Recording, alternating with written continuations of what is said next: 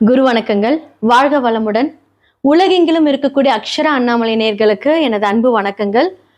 சுப்ரஜா Sureshkumar, DNA மற்றும் பிரஸ்ன ஜோதிடர், கோவையிலிருந்து. இன்னைக்கு இந்த வீடியோல நம்ம பார்க்க போறது ஆடி மாத பலன்கள். சூரியன் நம்மளுடைய கடகத்துல இந்த மாதம் ஃபுல்லா இருக்க போறாரு. ஸோ அதை தான் ஆடி மாத பலன்கள் அப்படின்னு சொல்ல போறோம். ஸோ திருக்கணிதம் படி பார்த்தீங்கன்னா 16ஆம் தேதி நைட்டு 11:37க்கு பயிற்சி ஆகிறார். அதாவது நம்மளுடைய சூரியன் கடகத்துக்கு வருகிறார். வாக்கிய பஞ்சாங்கப்படி 17ஆம் தேதி காலையில் 7 மணிக்கு அவர் மாறுறார். ஓகே, ஸோ இதில் என்ன அப்படின்னா, ஆடி மாதம் அப்படின்னு சொன்னாலே நமக்கெல்லாம் ஒரு விஷயம் தோன்றுறது அப்படின்னா ஆடி வெள்ளி சொல்லலாம். அதே மாதிரி பெரியவர்களுக்கு தன்னுடைய கடமைகளை செய்யக்கூடிய மாதம் அப்படின்னு சொல்லலாம். அடுத்ததான் ஆடிப்பெருக்கு, ரொம்ப விசேஷமான ஒரு நாட்கள் அப்படின்னு சொல்லலாம். இதெல்லாமே ஆடி மாத பலன்கள். முக்கியமான கிரக சேர்க்கைகள் அப்படின்னு சொல்ல போனால் ஆகஸ்ட் 2ஆம் தேதி சுக்கிரன் கன்னிக்கு போய் நீசமாகிறார். செவ்வாய் ரிஷபத்திலிருந்து மிதுனத்துக்கு வர்றாரு. ஸோ முக்கியமான பயிற்சிகள் சூரியன் எடுத்து பார்த்தீங்கன்னா இந்த 2 கிரகம் பார்த்தீங்கன்னா இந்த மாதம் ஃபுல்லாக ஆடி மாதத்தில் இருப்பாங்க. இப்போ சூரியன் அப்படிங்கிறவர் பார்த்தீங்க அப்படின்னா நம்மளுடைய மிதுனத்திலிருந்து கடகத்துக்கு வர்றாரு. அப்போது தசாபுக்தி காலங்கள் நம்ம மெயினாக எடுத்துப்போம். இது ஒரு பொதுவான ஒரு விஷயந்தான். சூரிய திசை அப்படின்ட்டு எல்லாத்துக்குமே ஒரு தசாபுக்தி காலம் நடக்கும். அப்போ சூரிய திசை யார் யாருக்கெல்லாம் நடக்குதோ அவங்களுக்கெல்லாம் இந்த காலகட்டத்தில் ரொம்ப சூப்பராக இருக்க போகுது. ஏன் அப்படின்னா, காலபுருஷ தத்துவத்தின் படி நம்மளுடைய குரு ஆல்ரெடி அந்த இடத்துல பயிற்சி ஆயிட்டார், உச்சமாகிறார், அதிசாரமாகிறார். அவர் கூட பார்த்தீங்க அப்படின்னு இந்த மாதத்தில் நம்மளுடைய சூரியன் போய் கூட இருக்கும்போது என்ன ஆகும் அப்படின்னா, குருவும் சூரியனும் சேர்க்கை சேரும்போது பெரிய மாற்றங்கள் வரும். ஓகே, உலகளாவிய விஷயங்கள்ல என்ன மாதிரியா மாற்றங்கள் வரும்? தசாபுக்தியா இருக்கட்டும், மந்திரமா இருக்கட்டும், சூட்சமமா இருக்கட்டும், யாருக்கெல்லாம் சூரியன் வலுத்திருந்து சூப்பரா இருக்கோ அவங்க எல்லாத்துக்குமே ஒரு பொன்னான காலம் அப்படின்னு சொல்லலாம். ஓகே, ஸோ நான் ஆல்ரெடி சொன்னேன் இந்த உலகத்துல என்ன மாதிரியான விஷயங்கள் நடக்கும் அப்படின்னு. ஸோ குருவும் சூரியனும் இருக்கும்போது இன்ஸ்டிடியூஷன்ஸ், அதுக்கப்புறமா அரசியலாக இருக்கட்டும், அரசாக இருக்கட்டும், மக்களுக்காக நிறையா வித புதிய திட்டங்கள் அறிமுகப்படுத்தக்கூடிய ஒரு மாதம் அப்படின்னு சொல்லலாம். அதற்கான பிளானிங் ஸ்டார்ட் ஆகும். குரு அப்படிங்கிறனாலே மற்றவர்களுக்கு வழிகாட்டக்கூடிய ஒரு விஷயம். அங்கே சூரியன் அப்படிங்கிறது பார்த்தீங்க அப்படின்னா தலைமை. அப்போ வழிகாட்டுதல் அப்படின்னு சொல்லக்கூடிய நிறைய முக்கியத்துவம் வாய்ந்த முடிவுகள் இந்த அரசால் ஏற்கப்படும், செயல்படும் அப்படிங்கிறத நான் சொல்லிக்கிறேன். ஓகே, இப்போ அடுத்ததான் பார்த்தீங்க அப்படின்னா நான் சொன்ன மாதிரி சுக்கிரன் நீசமாகிறார் அப்படின்னு சொல்கிறோம். சுக்கிரன் அப்படின்னா பொதுவாக யார்? இண்டஸ்ட்ரி, ஃபிலிம் இண்டஸ்ட்ரி எடுத்துக்கலாம். அதே மாதிரி பார்த்தீங்கன்னா ஒவ்வொருத்தருக்கும் இப்போது ஒவ்வொரு ராசினருக்கு பார்க்கும்போது சுக்கிரன் யார் அப்படின்னு பார்க்கலாம். பொதுவாக சுக்கிரன் எந்த இடத்துல நீசமாகிறார் அப்படின்னா புதனுடைய வீட்டில் கன்னி அப்படிங்கிற ஒரு பாகத்தில் பார்த்தீங்கன்னா சுக்கிரன் நீசமாகிறார். அப்போது என்னன்னா நிதிநிலைகள் அப்படின்னு சொல்லக்கூடிய சில விஷயங்கள், மாற்றங்கள். இப்போ நீங்கள் இந்த பேங்க்ல டெபாசிட்ஸ் எல்லாம் பண்ணுறீங்க பார்த்தீங்களா, அதில் ஒரு பெரிய மாற்றங்கள். இதெல்லாமே நிறைய ஒரு என்ன மாதிரி திட்டங்கள், அது மக்களுக்கு நல்லதா கெட்டதா அப்படிங்கிறது அந்த திட்டங்கள் செயல்படும் போது ஒரு சில பேருக்கு ஃபேவராக இருக்கும், ஃபேவராக இருக்காது. ஸோ இந்த மாதிரியான புது நிலை மாற்றங்கள் வரப்போகுது. ஏன் சடனாக இந்த மாதிரி விஷயங்கள் வருது அப்படின்னா, ரிஷபத்திலிருந்து மிதுனத்துக்கு யார் வரப்போறாருன்னா செவ்வாய் வர்றாரு. இதில் ஆல்ரெடி கடகத்தில் புதன் வக்ரமாக இருக்கார். அவர் வக்ர நிவர்த்தியாய் திரும்பவும் புதனோட வீட்டில் போய் ஆட்சி ஆகிறார். ஸோ அதுவுமே பார்த்தீங்க அப்படின்னா செவ்வாய் புதன் சேர்க்கையாக எடுத்துக்கொள்ளப்படும்.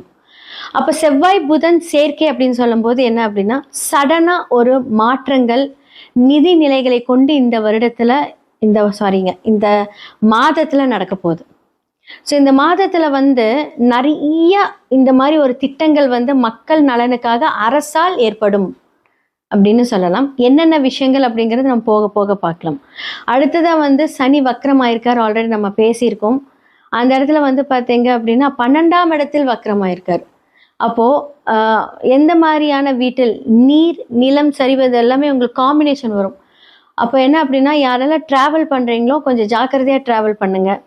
அதே மாதிரி இந்த தண்ணி சைடெல்லாம் ட்ராவல் பண்ணுறீங்க அப்படின்னா, இந்த ஆறு, குளம், நான் ஃப்ரெண்ட்ஸ் கூட போகிறேன், இந்த மாதிரியெல்லாம் நீங்கள் கண்டிப்பாக நீங்கள் உங்களுடைய டைமை ஸ்பெண்ட் பண்ண போகிறீங்க அப்படின்னா, இந்த காலகட்டத்தில் ஜாக்கிரதையாக இருக்கணும். ஏன்னா நிறைய ஆபத்துக்கள் இந்த மாதம் கொஞ்சம் இருக்குது அப்படின்னு தான் சொல்ல முடியும். ஏன்னா தேவையில்லாத ஒரு விபத்துக்கள், அதே மாதிரி வந்து உலகளாவிய விஷயங்களை நான் ஜென்ரலாக பேசுகிறேன். ஸோ நிறைய விபத்துக்கள், அதே மாதிரி குரு வந்து உச்ச வீட்டில் இருக்கும்போது என்ன ஆகும் அப்படின்னா, இப்போ சூரியனோடு அவர் வந்து என்ன ஆகுறாரு, அஸ்தங்கமாகிறார். அப்போ அஸ்தங்கமாகும்போது என்ன ஆகும் அப்படின்னா, நகை விலை அப்படின்னு சொல்லும்போது உங்களுக்கு கொஞ்சம் நல்லாவே கம்மியாகும். ஸோ இந்த டைமில் அது அப்படியே கம்மியாகி செப்டம்பருக்கு மேலே பூம் ஆகும். அதற்கான ஒரு விஷயங்கள் இதெல்லாமே இப்போ தங்க நகை கொண்டு சில மாற்றங்கள் வரும். யூஸ்வலாகவே அப்ஸ் அண்ட் டவுன் இருக்கும். மோஸ்ட்லி கம்மியாகிறது நீங்கள் பார்ப்பீங்க. ஸோ யாருக்கெல்லாம் நகை வாங்கணும்னு பிளான் இருக்குது அப்படின்னா, இந்த ஆடி மாதத்தில் நீங்கள் பிளான் பண்ணிங்கன்னா கரெக்டாக இருக்கும். சரி, இப்போ வந்து இந்த மாதிரியான விஷயங்களெல்லாம் நம்ம சொல்லியிருப்போம். மேஷம்லேருந்து மீனம் வரைக்கும் இந்த ஆடி மாத பலன்கள் எப்படி இருக்குது அப்படிங்கிறத நம்ம பார்த்துடலாம். கடக ராசி மற்றும் லக்னக்காரர்களுக்கு இந்த ஆடி மாத பலன்கள் எப்படி இருக்குன்னு பார்க்கலாம். ஸோ ஆல்ரெடி வந்து புதன் வக்கரத்தில் இருந்து நிவர்த்தியாகி 12ஆம் இடத்துக்கு செல்கிறார். எப்போவுமே இந்த கடக ராசி மற்றும் லக்னக்காரர்களுக்கு எப்போவுமே வந்து பார்த்தீங்கன்னா யாராவது கைட் பண்ணிக்கிட்டே இருக்கணும். இவங்களுக்கு வந்து எவ்வளோதான் அவங்களுடைய சொந்த முயற்சியில் ஒரு விஷயத்த யோசித்தாலும் சரி, நான் அதை பண்ணாலும் சரி, யார்கிட்டயா போய் டிபெண்ட் ஆகிடுவாங்க. இருக்கும், அவங்களுக்கும் அந்த கோபம் வரும், அமைதியாக இருப்பாங்க, எல்லாமே ஓகே, ஸ்ட்ராங்காக இருக்கிற மாதிரி தான் இருக்கும். ஆனால் யாராவது ஒரு பிடியில் இருந்துக்கிட்டே இருப்பாங்க இந்த கடகம் மட்டுமே.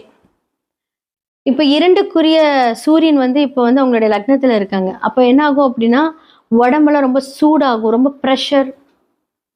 அப்போ இந்த ப்ரெஷர் எல்லாமே வந்து நீங்கள் என்ன பண்ணணும், உங்களுடைய மறைமுக எதிரிகள், இன்னுமே 8ல் ராகு இருக்காரு இல்லைங்களா? அப்போ வந்து அந்த ராகு அப்படின்னு சொல்லக்கூடிய அந்த இடத்துல வந்து இன்னுமே 8க்குரிய இடத்துல ராகு இருக்கும்போது அந்த 8ஆம் இடம் அப்படின்னு சொல்லக்கூடிய விஷயத்துல பிரச்சனை கொடுத்துக்கிட்டே இருப்பார். சமாளிப்பீங்க, எல்லாம் பண்ணுவீங்க. எந்த ஒரு விஷயத்துல நீங்க சமாளிப்பீங்க தெரியுமா? அமைதியா இருப்பீங்க. உங்களுக்கும் கோவம் வரும், எல்லாம் பண்ணுவீங்க, எல்லாமே ஸ்டாண்ட் எடுப்பீங்க.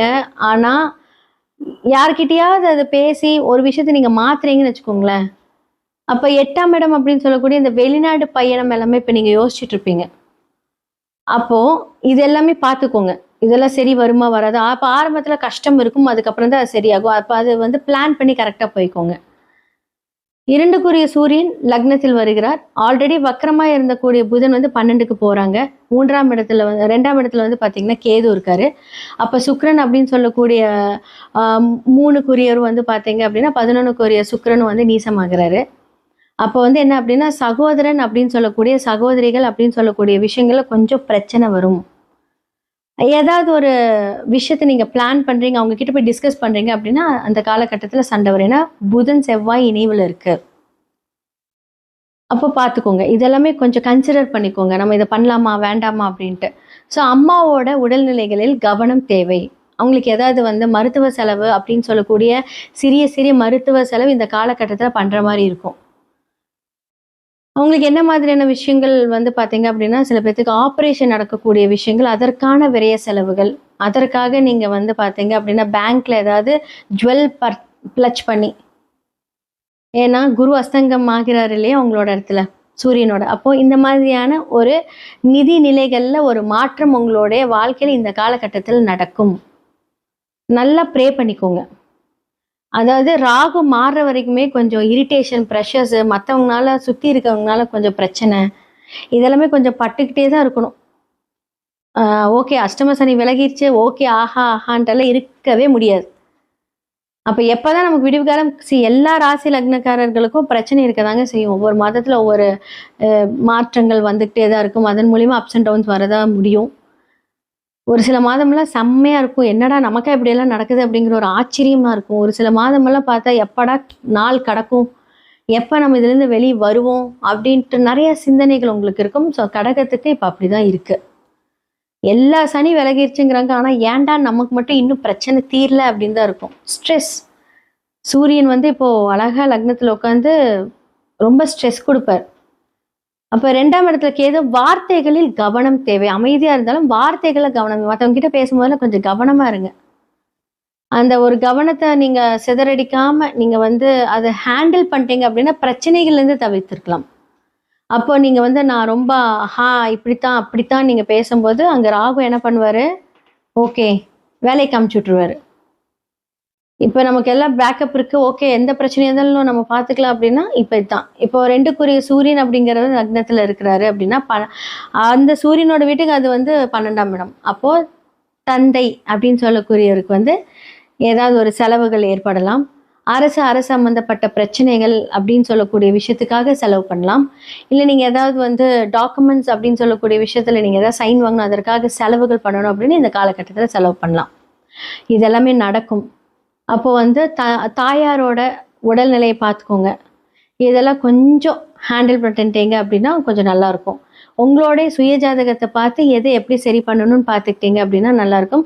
ஸோ இந்த மாதத்தில் ஏதாவது முயற்சி பண்ணுறதுனா வேண்டாம். ஏன்னா சுக்கிரன் வந்து உங்களுக்கு 3ஆம் இடத்துல முயற்சி அப்படின்னு சொல்லக்கூடிய ஸ்தானத்தில் நீசமாக இருக்கிறனால நீங்கள் கொஞ்சம் ஜாக்கிரதையாக நீங்கள் வந்து ஹேண்டில் பண்ணிக்கலாம். ஏதாவது ஒரு வீடு வாங்குறீங்க, ஏதாவது ஒரு வாகனங்கள் வாங்குறீங்க அப்படின்னா கொஞ்சம் வெயிட் பண்ணுங்கள், அடுத்த மாதம் பார்த்துக்கலாம். ஆடி மாத பலன்களாக மேஷம்லேருந்து மீனம் வரைக்கும் ஒவ்வொருத்தருக்கு எப்படி இருக்கும், யார் யார் என்ன பண்ணணும், உலகளாவிய விஷயங்கள என்ன நடக்கும், நம்ம எந்த விஷயத்தில் ஜாக்கிரதையாக இருக்கணும், யாருக்கெல்லாம் ஃபேவரபுளாக இருக்குது அப்படிங்கிறது வந்து நம்ம பார்த்துட்டு வந்தாச்சு. இப்போ இதெல்லாம் நம்ம எப்படி வந்து கன்ஃபார்ம் பண்ணுறது, இதுக்கெல்லாம் பரிகாரம் இருக்கா, எதன் மூலியமாக இந்த பரிகாரத்தை நம்ம வந்து நிவர்த்தி பண்ணிக்கலாம் அப்படின்னா சுய ஜாதகத்தை பாருங்கள். ஏன்னா இப்போ வந்து உங்களுக்கு வந்து பிரச்சனைக்குரிய ஒரு கிரகம், இப்போ வந்து உங்களுக்கு வந்து சனி வந்து உங்களுடைய லக்னத்துக்கு ரொம்ப ஒரு பெரிய பிரச்சனைக்குரியவராக இருக்கார் அப்படின்னா அவர் வக்கரமாக இருக்காருன்னா அது நல்ல பலன்களை மட்டுமே தரும். இப்போ பொது பலன்களை நான் கேட்டு வந்து அச்சச்சோ நமக்கு இப்படி ஆயிருமோன்னு நினைக்காதீங்க. இந்த மாதிரி கிரக அமைப்புகள் இதெல்லாம் நடக்கும். எனக்கு நிறைய பேர் கால் பண்ணுவாங்க. கால் பண்ணும்போது நீங்கள் சொல்கிறது அப்படியே என் வாழ்க்கையில் நடக்குது அப்படின்னு சொல்லுவாங்க. ஆனால் ஒரு சில பேர் வந்து நீங்கள் என்ன இப்படி சொல்கிறீங்க, எனக்கு அந்த மாதிரிலாம் நடக்கலை அப்படிம்பாங்க. அப்போது ஒவ்வொருத்தருக்கும் அது பொருந்தும், ஒவ்வொருத்தருக்கு அது பொருந்தாது. அப்போது என்ன பண்ணலாம், சுய ஜாதகத்தை பார்த்து அதை ரெக்டிஃபை பண்ணிக்கோங்க. ஸோ ஜெம்ஸ்டோன்ஸ் மூலிமா நிறைய வைப்ரேஷன்ஸை நம்ம வந்து சரி பண்ணிக்கலாம். நியூமராலஜி மூலியமாக, ஏன்னா பிகாஸ் இதெல்லாமே வந்து நான் சொல்கிறதில் பெஸ்ட்டு சொல்யூஷன், வாழ்க்கை ஃபுல்லாக உங்களோட வழி நடத்தும். ஒரு சில நேம் சேஞ்சஸாக இருக்கட்டும், ஃபோன் நம்பர் சேஞ்சஸாக இருக்கட்டும், அப்போ வந்து அந்த நட்சத்திரங்களின் ஆய்வுப்படி அதை நம்ம சரி செய்துக்கிட்டோம் அப்படின்னா வாழ்க்கையில் நிறைய மாற்றங்கள், விதியை மதியால் வென்று நிறைய மாற்றங்கள் மூலியமாக நம்மளுடைய வாழ்க்கையிலையும் சரி, தொழிலையும் சரி, வேலைகளிலும் சரி, செய்யக்கூடிய செயல்பாடுகளும் சரி, நம்ம வந்து அந்த முன்னேற்றத்தை பார்க்கலாம். கண்டிப்பாக நடக்குங்க. ப்ளஸ் நம்மளுடைய கடவுள் வழிபாடு கண்டிப்பாக நீங்கள் இவங்கள தான் கும்பிடணும் அப்படின்னாலாம் நான் சொல்லவே மாட்டேன். உங்களுக்கு பிடிச்ச இஷ்ட தெய்வம், உங்களுடைய குல தெய்வம். சில பேர் வந்து பார்த்தீங்க அப்படின்னா மதம் மாறி பார்ப்பீங்க. நிறைய பார்த்தீங்க அப்படின்னா எனக்கு கால்ஸ் வருது. அவங்களுக்கெல்லாம் வந்து பார்த்தீங்கன்னா உங்களுடைய இஷ்ட தெய்வத்தை வேண்டிக்கோங்க, நிறைய ப்ரே பண்ணுங்க, மேனிஃபெஸ்ட் பண்ணுங்க. உங்களுக்கு ஒரு காரியம் வேணும் அப்படின்னா மேனிஃபெஸ்ட் பண்ணுங்க. வாழ்க்கையில் முன்னேறுவதற்கான குறியீடுகள் நிறைய இருக்கு. அப்போ நீங்கள் வந்து ஜாதகம் பார்க்கும்போது அடிஷ்னலாக வந்து பார்த்தீங்க அப்படின்னா இதெல்லாம் நீங்கள் சரி செய்துக்கிட்டீங்க அப்படின்னா எவ்வளோ பிரச்சனையாக இருந்தாலும் அதில் நம்ம ஃபேஸ் பண்ணி நடக்கக்கூடிய வழிகளை கண்டிப்பாக நான் காமிப்பேன். ஸோ கண்டிப்பாக நான் சொல்கிற இந்த பரிகாரங்கள், இந்த விஷயங்கள் எல்லாம் நம்ம செய்யும்போது நிறைய மாற்றங்கள் வரும்போது நமக்கு புது புது விஷயங்கள் மேலே நம்பிக்கை வரும். அப்போ ஜோதிடத்தில் வந்து பார்த்தீங்க அப்படின்னா எல்லாத்துக்குமே சொல்யூஷன் இருக்குது. பிரச்சனை வருது அப்படின்னா அங்கே சொல்யூஷன் இருக்குது. அது எப்படி அந்த பாவக ரீதியாக, ராசிகள் ரீதியாக, ஸோ எதுக்கு அதை கரெக்டாக வந்து ஆப்டாக நம்ம வந்து வாழ்வில் பரிகாரங்கள் செய்தால், சில பேர் வந்து பார்த்தீங்கன்னா கோயிலுக்கே போக மாட்டாங்க. நான் மற்ற மதத்தை சொல்கிறேன், நான் கோயிலுக்கெல்லாம் போக மாட்டேங்க, நான் இந்த பரிகாரம் அப்படின்னு சொன்னீங்க அப்படின்னா வாழ்வியல் பரிகாரங்கள் மூலியமாக கண்டிப்பாக மாற்றிக்கலாம். ஸோ வாழ்வியல் பரிகாரம் அப்படின்னா ஒருத்தருக்கு 8ஆம் இடம் பாதிச்சிருக்கு அப்படின்னா அவங்களுக்கு வந்து துப்புரவு தொழிலாளர்கள், க்ளீன் பண்ணுறவங்க, அவங்க வந்து பார்த்தீங்க அப்படின்னு 9ஓட கனெக்ட் பண்ணாங்கன்னா நான் வந்து கோவிலில் வேலை செய்கிறவங்களுக்கு, க்ளீன் பண்ணுறவங்களுக்கு உதவி பண்ணுங்க. அந்த கரெக்டாக அந்த காம்பினேஷன்ஸ் வந்து ஆட் பண்ணி ஜஸ்ட் ஒரு 100 ரூபீஸ் 50 ரூபீஸ் சாப்பிட வாங்கி கொடுங்க. இது மூலியமாக உங்களுக்கு தீர்வுகள் வரும். இதைத்தான் வாழ்வியல் பரிகாரம் அப்படின்னு நான் சொல்கிறேன். அப்போது உங்களோட சுய ஜாதகத்தை பார்த்து அந்த வாழ்வியல் பரிகாரங்கள் மூலியமாகவும், இல்லை சில பேருக்கு எனக்கு கோவில் தான் வேணும் அப்படின்னா கோவில் பரிகாரங்கள் மூலியமாகவும் உங்களுடைய பிரச்சனைகளை தீர்த்து நல்ல வழி கண்டிப்பாக கிடைக்கும். நன்றி, வணக்கம். முக்கியமான ஒரு விஷயம், பிரசன்னம் மூலியமாகவும் உங்களுடைய பிரச்சனைக்கான தீர்வு இருக்குது. நான் லாஸ்ட் மந்த் வந்து பார்த்தீங்கன்னா 3 வீட்டை நான் விசிட் பண்ணேன். அந்த வீட்டில் முக்கியமானது மட்டும் நான் இப்போ சொல்கிறேன். அந்த வீட்டில் வந்து பார்த்தீங்கன்னா வாஸ்து பிரச்சனைகள் இருக்குது. அப்போது தசாபுக்தி காலங்கள் நமக்கு ஜாதக ரீதியாக நன்றாக இருந்தாலும் அந்த வீட்டில் இருக்கக்கூடிய அந்த வைப்ரேஷன் நமக்கு ஒத்து வரல அப்படின்னா, நமக்கு என்ன நல்ல காலங்கள் வந்தாலும் நம்ம செயல்பாடுகளில் சிறிது தாமதங்கள், பிரச்சனைகள், ஓவர் திங்கிங்னால அந்த விஷயங்கள் தடைப்படும். அப்போது வாஸ்துவாக இருக்கட்டும், ஜோதிடமாக இருக்கட்டும், ஜெம்ஸ்டானாக இருக்கட்டும், நியூமராலஜியாக இருக்கட்டும், எல்லாமே கலந்து அதற்கான பரிகாரத்தையும் வாழ்வியல் பரிகாரத்தையும் நம்ம செஞ்சிட்டோம் அப்படின்னா சூப்பராக இருக்கும். இதை பற்றி தெரிஞ்சுக்கணும் அப்படின்னா கீழே இருக்கிற நம்பருக்கு காண்டாக்ட் பண்ணி உங்களுடைய டீட்டெயில்ஸ் அனுப்புங்க. கண்டிப்பாக இதற்கான தீர்வுகள் நான் சொல்லுவேன். நன்றி, வணக்கம்.